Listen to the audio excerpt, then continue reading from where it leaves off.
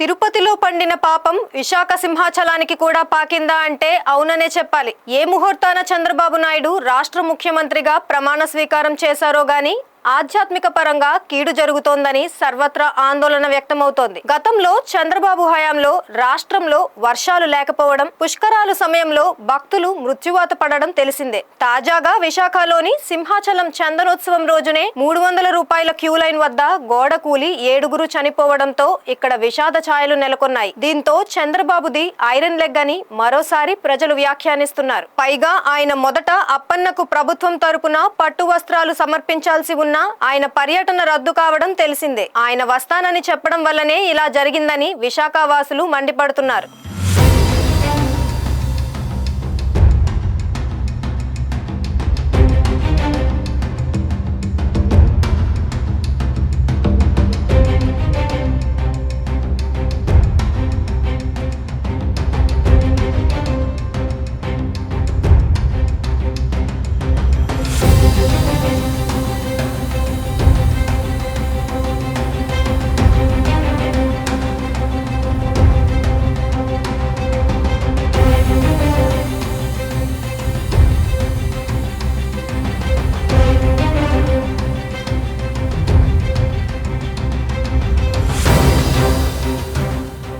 రాష్ట్రంలో కూటమి ప్రభుత్వం అధికారంలోకి వచ్చిన తరువాత ప్రసిద్ధి పుణ్యక్షేత్రం తిరుమల తరచూ వార్తలకు ఎక్కడం తెలిసిందే. సాక్షాత్తు సీఎం చంద్రబాబు నాయుడే తిరుపతి లడ్డు జంతు కొవ్వుతో అపవిత్రం అయ్యిందని ప్రకటించడం తీవ్ర దుమారం రేపడం తెలిసిందే. అప్పట్లో భక్తుల మనోభావాలు దెబ్బతిన్నాయనే చెప్పాలి. ఈ పాపం మీదంటే మీదే అని టీడీపీ, వైసీపీ పరస్పరం దుమ్మెత్తి పోసుకున్నాయి. ఇక ఇది మర్చిపోకముందే కొండ మీద క్యూ లైన్లో తొక్కిసలాట జరిగి భక్తులు చనిపోవడం, రాష్ట్రంలోని పార్టీలు విమర్శలు ప్రతి విమర్శలు చేసుకోవడం తెలిసిందే. పైగా సాక్షాత్తు డిప్యూటీ సీఎం పవన్ కళ్యాణ్ చెప్పినా సరే టీటీడీ చైర్మన్ బిఆర్ నాయుడు భక్తులకు క్షమాపణలు చెప్పకపోవడం చర్చనీయాంశం అవ్వడం తెలిసిందే. ఇక ఇది సద్దుమణిగింది అనుకున్నామో లేదో గోశాలలో మరణాలు తెర మీదకు వచ్చాయి.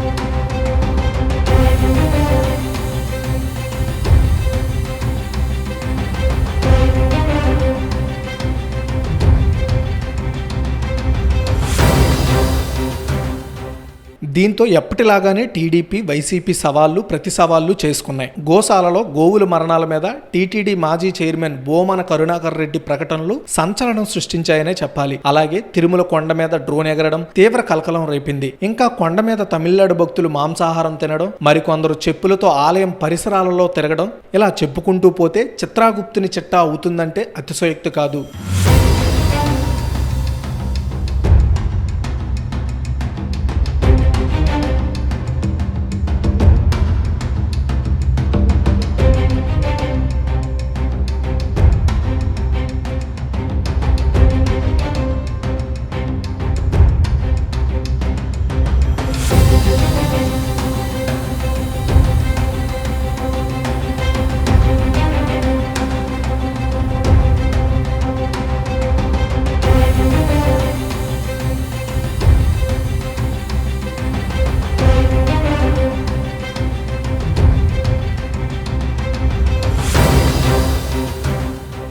ఇక రాష్ట్రంలో వైఎస్ఆర్ కాంగ్రెస్ ఉనికి చాటుకోవడానికి ఏ అవకాశం కూడా వదులుకోవడం లేదనే చెప్పాలి. సింహాచలంలో గోడ కూలిన ఘటన బాధాకరమనే చెప్పాలి. మృతుల పరామర్శ కోసం మధ్యాహ్నం మాజీ ముఖ్యమంత్రి రావడం అవసరమా అని పలువురు ప్రశ్నిస్తున్నారు. ఎందుకంటే చందనోత్సవం బందోబస్తులో 2000 మంది పోలీసులు విధులు నిర్వహిస్తున్నారు. ఈ నేపథ్యంలో మాజీ సీఎం రావడంతో భక్తులకు అవస్థలు తప్పలేదు. ఇప్పటికే ఆయన తన సెక్యూరిటీ మీద అసంతృప్తితో ఉన్నారు. మళ్లీ జగన్ అదే తప్పు చేశారనే చెప్పాలి.